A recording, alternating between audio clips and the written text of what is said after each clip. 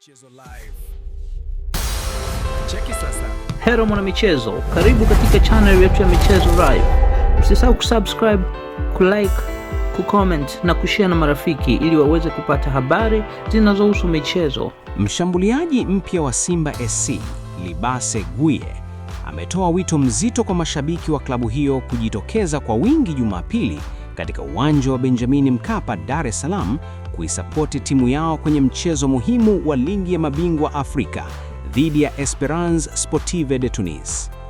Simba itashuka dimbani Jumapili, Februari mosi katika mchezo wa marudiano dhidi ya Esperance, ikisaka ushindi na alama 3 zitakazoipa nguvu kubwa katika mbio za kusonga mbele kwenye michuano hiyo mikubwa barani Afrika.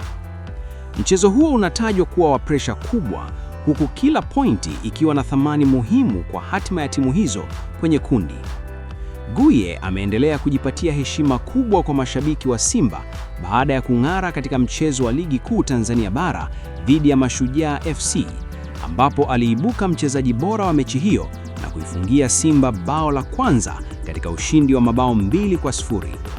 Uchezaji wake umeongeza matumaini mapya ndani ya kikosi hicho cha Wekundu wa Msimbazi.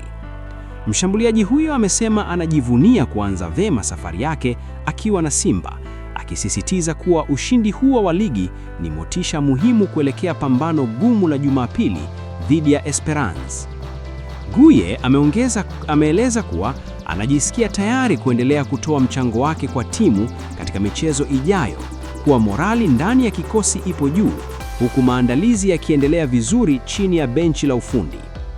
Ameongeza kuwa lengo likiwa ni kuhakikisha Simba inaingia uwanjani ikiwa tayari kupambana kwa dakika zote 90 kutafuta matokeo chanya mbele ya wapinzani wao kutoka Tunisia. Wanasimba wote wajitokeze kwa wingi Jumapili kuisapoti timu yao. Hautakuwa mchezo rahisi, lakini tutaingia kupambana kwa ajili ya klabu na kuhakikisha tunapigania ushindi, amesema Gueye. Asante kwa kutufuatilia mpaka mwisho. Usisahau kusubscribe na kuacha maoni yako. Ikiwa umependa channel hii, acha maoni yako hapo, share na marafiki.